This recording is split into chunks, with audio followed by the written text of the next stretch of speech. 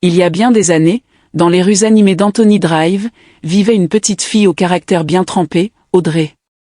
Elle n'avait que 3 ans, mais se comportait comme si elle avait déjà fréquenté l'université dans le ventre de sa mère. Son père, Monsieur Vincent, était un électricien plein de vie, convaincu que tous les problèmes de la vie pouvaient se résoudre avec un tournevis, tandis que sa mère vendait des produits d'épicerie devant la maison et criait sur les lézards pour se défouler.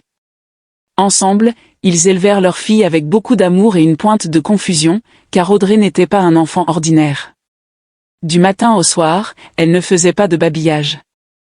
Cet enfant de 3 ans pouvait tenir des conversations qui donneraient mal à la tête à un adulte. Si elle ne posait pas de questions, elle donnait des conseils que personne ne lui avait demandé.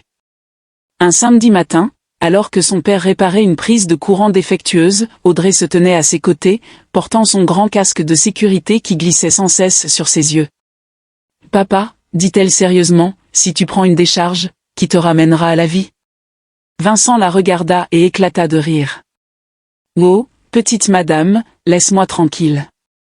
Si je prends une décharge, tu n'auras qu'à crier « Jésus » et courir chercher de l'aide. » Audrey fronça les sourcils comme un propriétaire calculant un loyer. « Papa, ce n'est pas drôle. Tu ne devrais pas toucher les fils dénudés n'importe comment.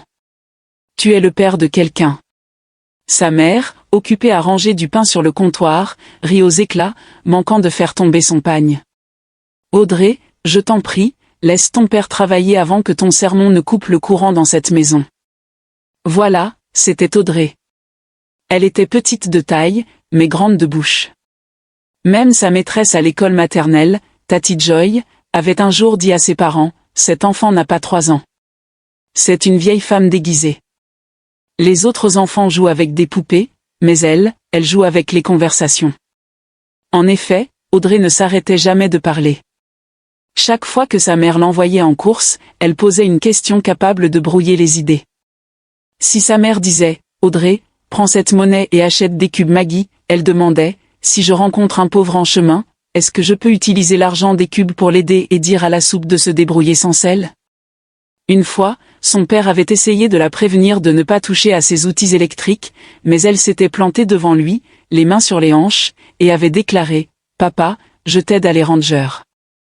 Si ce fil t'électrocute, qui saura où tu as mis ton tournevis ?» Vincent avait éclaté de rire en pointant un doigt vers elle.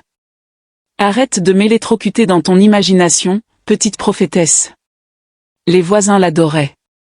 Chaque fois qu'Audrey passait, maman Hassan, qui vendait des beignets près de la porte, criait « Petite madame, viens goûter si mes beignets sont sucrés aujourd'hui. » Audrey en croquait un morceau et disait « c'est sucré. Mais la prochaine fois, n'oublie pas de sourire en les fritant, comme ça tes beignets auront de la joie. » Un autre voisin, le vieux monsieur Samson, l'appelait « Madame la Présidente » parce qu'elle marchait comme si elle possédait la rue. Chaque soir, elle lui faisait un signe de loin en criant « Bonsoir, monsieur. Avez-vous mangé des légumes aujourd'hui ?» Parfois, elle s'asseyait dehors avec sa grand-mère, qui venait souvent du village. Grand-mère Formelle secouait la tête en disant « Cet enfant parle comme si elle avait déjà vécu. Je suis sûre que quand elle dort, les anges se rassemblent pour prendre des notes. » C'était vrai, car même ses rêves étaient dramatiques. Une nuit, elle se réveilla en pleurs et dit « Maman, j'ai vu des biscuits avec des bras et des jambes me poursuivre. Je crois que j'en ai trop mangé dans la vraie vie. » Sa mère ne put s'empêcher de rire. Audrey était aussi très observatrice. Elle remarquait des choses que les adultes ignoraient. Si une ampoule clignotait, elle criait « Papa, je crois que les gens jouent encore au tennis avec notre lumière. » Si un inconnu marchait trop lentement près de leur maison, elle chuchotait « Maman, peut-être qu'il répète comment cambrioler notre maison. » Son père disait souvent « Vous voyez ma fille ? Ses yeux et ses oreilles sont toujours en avance. » Et il n'exagérait pas, car Audrey sentait quand quelque chose n'allait pas. Un jour, alors que sa mère avait oublié sa marmite de riz sur le feu, Audrey la tira par la main en hurlant « Maman, ton riz t'appelle depuis la cuisine. » Même le jour où son oncle était venu leur rendre visite et avait menti en disant qu'il venait directement de chez lui, elle l'avait regardé droit dans les yeux et avait déclaré « Oncle, je sens que tu mens. » Le dimanche, elle allait à l'église avec ses chaussures blanches et ses rubans roses dans les cheveux, toujours assise à côté de son père au premier rang. Mais au lieu d'écouter en silence, elle levait la main en plein sermon et demandait au pasteur, « Excusez-moi, monsieur, quand vous dites que Jésus a nourri 5000 personnes, qui les a comptées ?» Toute l'assemblée éclata de rire. Le pasteur sourit et répondit, « Ma petite, tu veux transformer mon message en cours de mathématiques ?» Après le culte, les gens lui tapotaient la tête en disant, « Vincent, cette fille sera quelqu'un de grand. » Vincent souriait fièrement, même s'il était secrètement inquiet. Mon Dieu, qu'elle soit grande dans le bien, pas dans les ennuis. Chaque soir, l'endroit préféré d'Audrey était sous le manguier près de la porte de la maison. Elle s'y asseyait avec son petit balai en plastique, balayant des feuilles imaginaires et parlant aux lézards comme s'ils étaient ses camarades de classe. Un jour, son père la vit gesticuler et demanda, « À qui parles-tu encore ?» Audrey répondit avec assurance, « Papa, je dis à ce lézard d'arrêter de me faire des signes de tête sans me saluer. C'est impoli. » Vincent rit si fort qu'il faillit lâcher son téléphone. « Là, tu vois ta vie ? Même les lézards n'auront pas la paix dans cette maison. » Cette nuit-là, après qu'Audrey se fût enfin endormie, ses parents restèrent assis dehors à parler d'elle. Sa mère dit, « Cette fille est trop intelligente pour son âge. » Vincent sourit et répondit, « Intelligente, oui, mais elle est aussi gentille. Tu as vu comme elle a donné ses biscuits à ce petit garçon aujourd'hui ?» La mère d'Audrey hocha la tête. « Elle sera grande un jour. » Et Vincent rit. « Qu'elle le devienne vite, avant que ces questions ne me poussent à la retraite anticipée. » Cependant, ce qu'il ne savait pas, c'est que sa grandeur était déjà plus proche qu'il ne le pensait. Elle n'attendait qu'une occasion pour se révéler. Et cette occasion arriva un samedi qui commença comme tous les autres à Anthony Drive. Quelqu'un fritait des plantains. Les enfants couraient à moitié habillés. Et maman Chison criait sur son fils pour s'être lavé aussi lentement qu'un escargot. Tout était normal dans la maison, sauf pour Audrey, assise tranquillement sur le perron avec sa tasse en plastique préférée, remuant du thé imaginaire et chantant sa propre version de « Baby Shark ». Son père, Vincent, réparait le petit groupe électrogène qui refusait de coopérer depuis lundi. Toutes les 2 minutes, la machine toussait et s'arrêtait. Il le frappait comme s'il lui devait de l'argent, et Audrey gloussait. « Papa, peut-être que le groupe électrogène est fatigué. Toi aussi, repose-toi un peu. » Vincent soupira et essuya la sueur de son front. « Me reposer ? Si je me repose, qui va payer tes frais de scolarité, toi et ta grande bouche ? » « Maman peut payer mes frais de scolarité maintenant, » répondit Audrey rapidement. C'est elle la patronne du magasin. Toi, tu n'es que l'électricien. Vincent se tourna vers elle, agacé. Tu parles comme si les gens de mon village t'avaient envoyé pour me tourmenter. La mère d'Audrey, qui fritait des beignets près de sa table de provision, éclata de rire. Laisse-la parler. Tu sais bien que cet enfant n'a pas de filtre. Sois heureux qu'elle ne te fasse pas payer pour sa sagesse. Tout se passait paisiblement. Les enfants jouaient près du caniveau. La radio d'un voisin hurlait une vieille chanson de Sonia, et un mototaxi essayait de convaincre une femme que 400 Naira pour aller jusqu'au carrefour était un prix fixé par le gouvernement. Pourtant, Audrey ne prêtait attention à rien de tout cela. Elle ne cessait de jeter des regards vers le bout de la maison, où vivait seul leur voisin silencieux, oncle Gambo. Oncle Gambo était le genre d'homme que les gens ne comprenaient pas bien. Il ne parlait pas beaucoup. Il ne saluait pas beaucoup. Et il verrouillait toujours sa porte comme s'il cachait un trésor à l'intérieur. Les enfants du quartier disaient qu'il avait l'air du genre à vous courir après et à vous fouetter si votre ballon atterrissait sur son perron. Même les adultes le trouvaient étrange. Mais il disait, ce ne sont pas nos affaires. Chacun a ses problèmes. Pourtant, Audrey remarquait tout. Chaque soir, quand elle jouait près du caniveau, elle voyait Gambo verser quelque chose qui sentait le kérosène dans de petites bouteilles. Parfois, il ouvrait la porte de sa cuisine et restait là, fixant le vide comme s'il se disputait avec son ombre. Une fois, elle avait demandé à sa mère ce qu'il faisait, et sa mère avait répondu, « Ne t'approche pas de cet homme. Il ne parle à personne. Il n'aime peut-être pas les enfants. » Alors il va m'aimer maintenant, avait répondu Audrey avec assurance. Tout le monde m'aime. Pas tout le monde, ma chérie, avait répliqué sa mère. Certaines personnes sont allergiques au bruit. Ce samedi soir, alors que le soleil se couchait et que la plupart des gens se préparaient pour la répétition de la chorale, Audrey était assise dehors, attendant que sa mère finisse de frire des beignets. L'air était calme, trop calme. Puis elle entendit un sifflement étrange, comme un serpent, et une légère odeur de quelque chose qui brûlait. Elle plissa son petit nez. « Maman, je sens une drôle d'odeur, dit-elle. » Sa mère, occupée à emballer des beignets pour un client, agita la main. « C'est probablement l'odeur du caniveau. Tu connais cette rue et ses parfums. » Mais Audrey n'était pas convaincue. L'odeur était plus forte maintenant. Ce n'était ni du gaz ni des beignets, mais quelque chose qui lui chatouillait la poitrine. Elle se leva, s'approcha sur la pointe des pieds et renifla de nouveau comme une détective. C'est alors qu'elle réalisa que cela venait de la fenêtre de la cuisine d'oncle Gambo. Le sifflement était plus fort maintenant, et une fine fumée s'échappait par une petite ouverture près de son toit. Audrey courut en arrière et hurla « Maman, la maison d'oncle Gambo cuisine de la fumée. » Sa mère fronça les sourcils. « Elle cuisine quoi ?»« De la fumée » s'écria Audrey, sautillant sur place. « Viens voir. La maison est en train de frire. » Sa mère lâcha immédiatement la cuillère et appela son mari. « Vincent, viens entendre ce que ta fille raconte. » Vincent leva les yeux de son groupe électrogène récalcitrant. « Qu'est-ce qu'il y a encore ?» Audrey attrapa sa main et le traîna vers la porte arrière. « Papa, dépêche-toi. La maison est chaude. » Quand ils arrivèrent devant l'appartement de Gambo, l'odeur était forte. Vincent posa la main sur le mur. Il était chaud. De la fumée sortait effectivement de la fenêtre de la cuisine. « Jésus !» s'exclama-t-il. « Cet homme va brûler toute la rue. » La mère d'Audrey s'écria. « Vincent, frappe à la porte maintenant. » Peut-être qu'il s'est évanoui à l'intérieur. Ils frappèrent et crièrent. « Oncle Gambo, ouvre la porte. Il y a le feu. » Mais aucune réponse ne vint.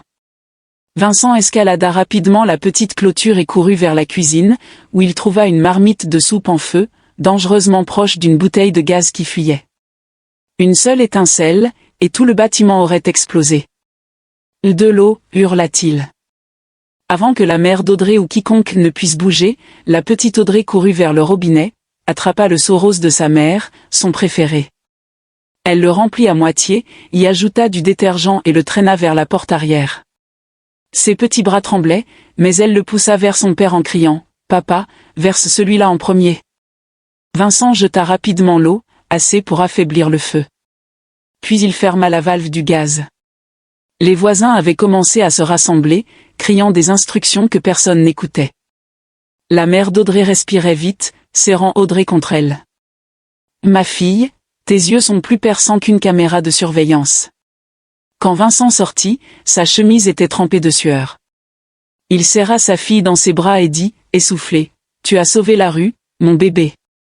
Si tu n'avais pas vu cette fumée, nous serions tous en train de frire au paradis. » Audrey, confuse, cligna des yeux et demanda, « Papa, est-ce qu'il y aura des voitures au paradis ?» Tout le monde éclata de rire, même dans ce moment tendu.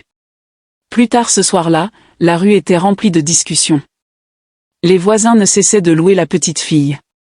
Cette petite, avec ses grands discours, nous a sauvés aujourd'hui. Une femme ajouta, certains enfants disent des bêtises, mais les siennes ont l'esprit sain.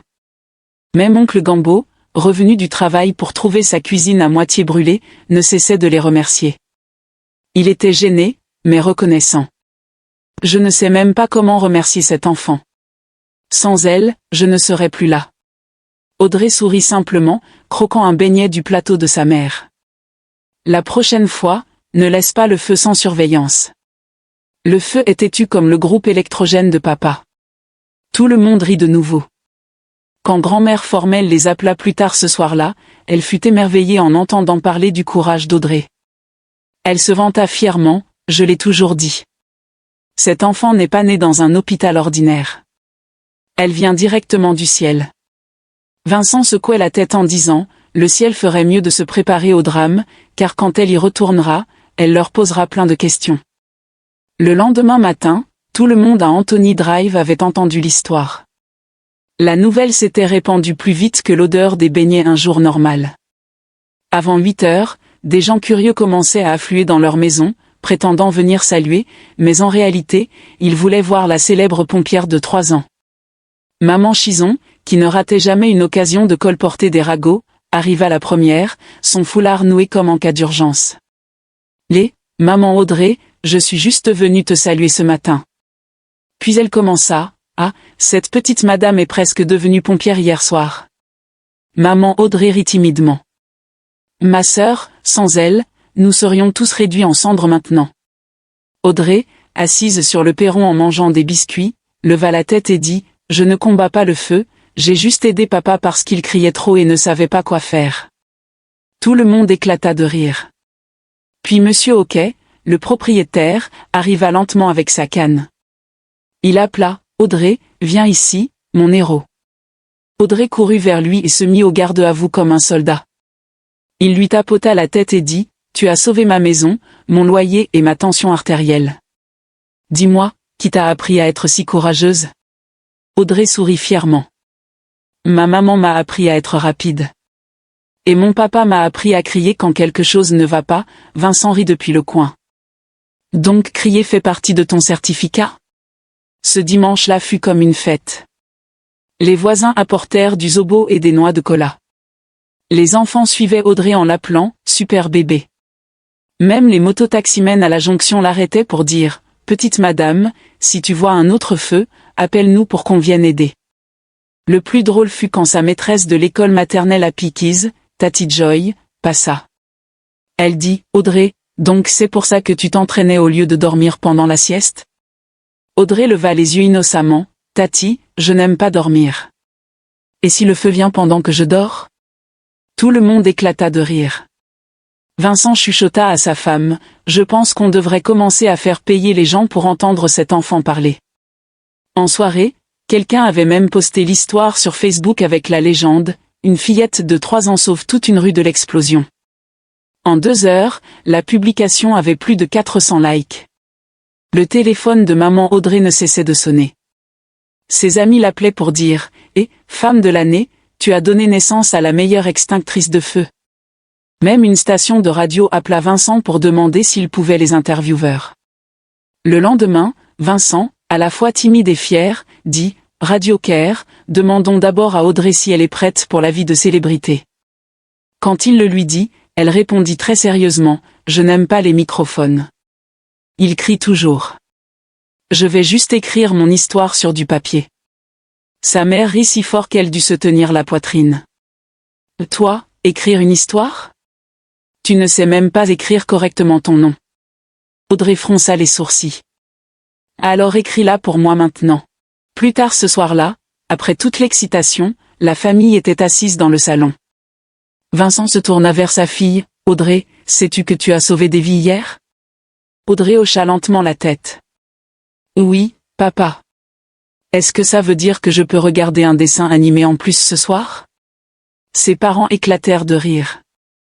Maman Audrey essuya ses yeux et dit, toi, après tout ce discours de héroïne, c'est le dessin animé qui t'inquiète? Audrey sourit malicieusement. Oui, maman. Les héros méchants se reposent. Vincent la pointa du doigt et dit, celle-là ne me tuera pas. Elle va juste me parler jusqu'à ce que j'aille directement au paradis. Le lendemain, une petite foule se rassembla de nouveau devant la porte de la maison. 2 responsables du gouvernement local arrivèrent avec un certificat encadré, souriant comme des porteurs de bonnes nouvelles. Ils serrèrent la main de Vincent et dirent « Nous avons entendu parler du courage de votre fille. » Le président lui-même dit « Nous devons venir lui remettre ce petit prix. Ce n'est pas grand-chose, mais nous sommes fiers d'elle. » Quand Audrey sortit, en pantoufles roses et les cheveux en désordre, tout le monde applaudit. L'officiel se pencha et dit « Bravo, petite héroïne. Tu as été très courageuse. » Audrey les regarda et demanda « Monsieur, ce certificat est pour moi ou pour ma maman ?» L'officier sourit. « Il est pour toi. » Audrey hocha la tête sérieusement. « Alors écrivez mon nom. Et attention, c'est un U, pas un I. Ma maîtresse dit que je suis trop fine pour les fautes d'orthographe. » Même les officiels ne purent s'empêcher de rire. Ils prirent des photos avec Audrey tenant son certificat à l'envers, souriante et fière, tandis que son père se tenait à côté d'elle comme un garde du corps et sa mère comme une attachée de presse. Ce soir-là, grand-mère les appela de nouveau. « Vincent, est-ce vrai que ma petite fille reçoit maintenant des prix ?» Vincent rit. « Maman, oui. »« Ah, mon enfant est devenue une super-héroïne avec une cape. » Grand-mère répondit, « Je vous l'avais dit. Elle est née pour des merveilles. Quand elle grandira, ne la laissez pas épouser n'importe qui. Elle doit épouser un homme sensé. » Audrey, qui écoutait, cria depuis le coin, « Grand-mère, je ne veux pas me marier. Je veux être pompière et chanteuse. » Toute la famille éclata de rire. Dès ce jour, les gens de la rue commencèrent à la saluer différemment. Les enfants l'appelaient « Capitaine Audrey ». Les adultes la saluaient avec respect, et même Monsieur Gambo lui offrit un nouveau cartable en signe de reconnaissance. Il lui dit timidement, « Je ne pourrai jamais assez te remercier, petite. Tu m'as sauvée. » Audrey sourit et dit, « La prochaine fois, oncle, ne laisse pas le feu sans surveillance. C'est comme un enfant turbulent. » L'homme hocha la tête. « Tu as raison. J'ai appris ma leçon. » Bien qu'Audrey ne comprît pas tout le bruit autour d'elle, elle savait que tout le monde était heureux, et c'était suffisant pour elle. Cette nuit-là, avant de s'endormir, elle dit à sa mère, « Maman, sauver les gens, c'est bien. Mais est-ce que je peux encore manquer l'école demain? Je veux me reposer d'être célèbre. » Maman Audrey rit. « Tu iras à l'école, petite madame. Célébrité ou pas. » Quelques jours plus tard, après que l'excitation se fut calmée, la paix revint à Anthony Drive, ou du moins, c'est ce que tout le monde pensait. Les gens avaient cessé de parler de l'incendie. Les voisins étaient retournés à leurs commérages habituels. Les enfants jouaient de nouveau avec le sable, et maman Audrey était revenue à crier sur Vincent pour avoir laissé traîner ses outils partout comme une décoration. Puis, un après-midi, un pick-up blanc avec l'inscription « Enobu Fire Safety Uni » se gara devant la maison. 3 hommes en uniforme net en descendirent, tenant des classeurs. Les voisins commencèrent à épier par les fenêtres comme des chats sentant du poisson. Le chef, un officier grand et large d'épaules, frappa à la porte et demanda « Bonjour. Êtes-vous la famille Vincent ?» Vincent sortit en s'essuyant les mains grasses. « Oui, monsieur. J'espère qu'il n'y a pas de problème. » L'homme sourit. « Aucun problème, monsieur. Nous sommes venus enquêter sur l'incident de l'incendie de la semaine dernière. » Simple suivi de routine. Le cœur de maman Audrey fit un bond. « Ah, vous êtes revenu. » L'officier rit. « Ne vous inquiétez pas, madame. Nous ne sommes pas là pour arrêter qui que ce soit. Nous devons simplement vérifier la cause de l'incendie et faire un rapport. » Ils se rendirent chez Monsieur Gambo. Il avait l'air nerveux, se grattant la tête pendant qu'ils inspectaient sa cuisine. Les pompiers ouvrirent l'armoire, fouillèrent, jusqu'à ce que l'un d'eux trouve un bidon à moitié plein derrière le réfrigérateur. « Monsieur, qu'est-ce que ça fait là ?» Gambo bafouilla, « Je le gardais pour mon groupe électrogène. » L'officier haussa un sourcil. « Un groupe électrogène à côté d'une bouteille de gaz. » Gambo avala sa salive. « Je ne voulais faire de mal à personne. Je le stockais juste un peu. » Ils se regardèrent, comprenant la situation. Le rapport était clair, l'incendie avait commencé à cause de vapeur d'essence qui avait rencontré une flamme nue.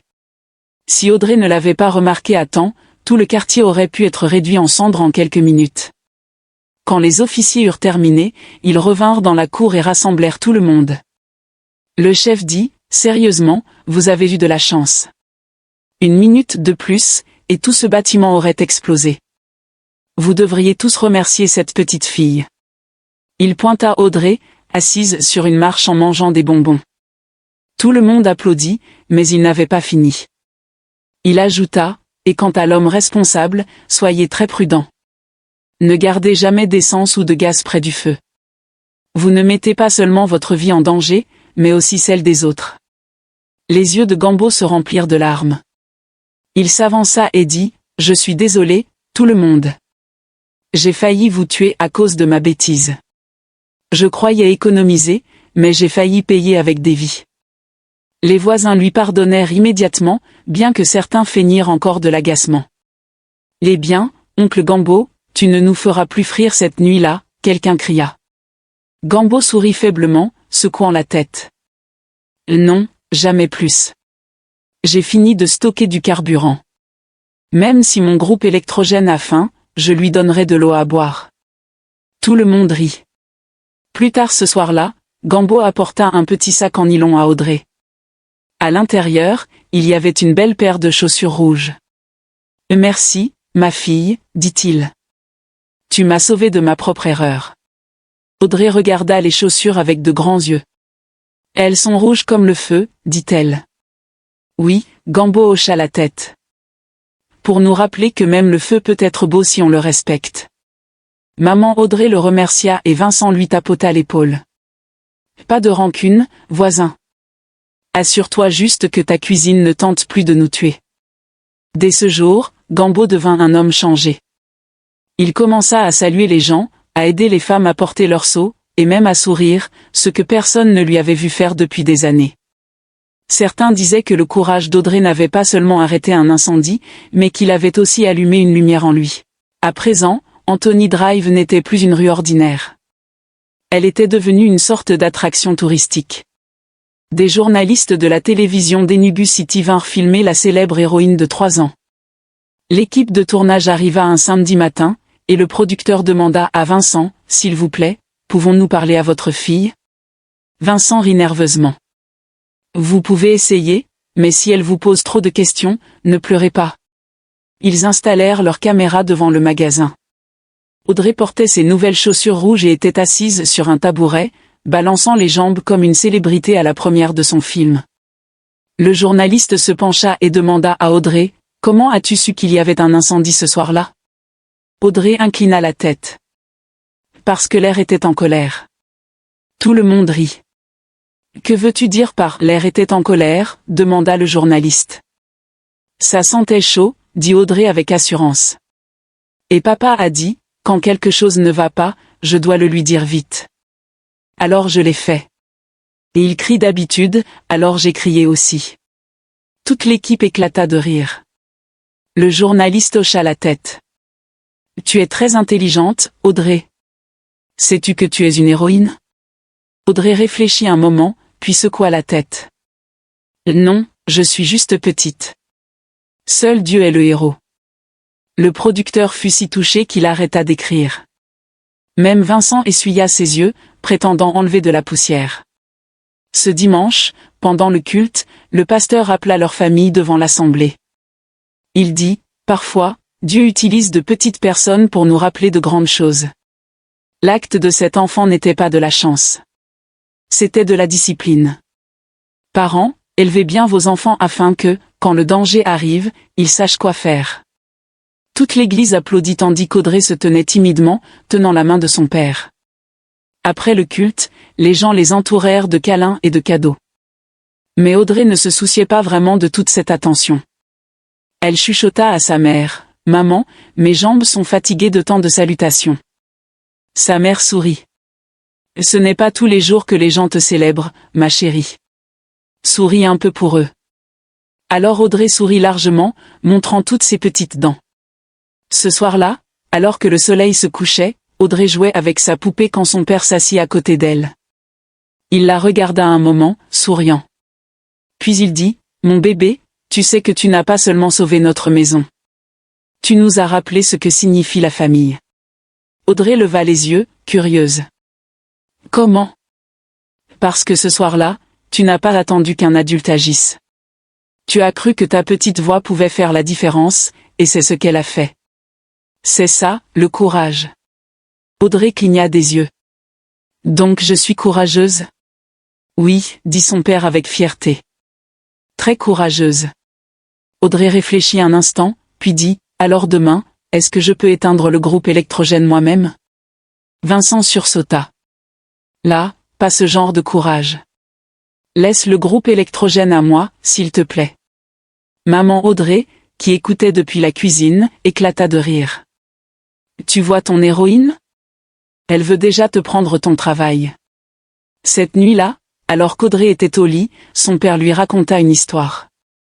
Mais cette fois, ce n'était pas une histoire de princesse ou de lion. C'était l'histoire d'une petite fille qui avait vu de la fumée et avait choisi d'agir. Quand il eut fini, Audrey sourit, à moitié endormie, et dit « Papa, cette histoire me ressemble. » Vincent hocha la tête et embrassa son front. « C'est toi, mon amour.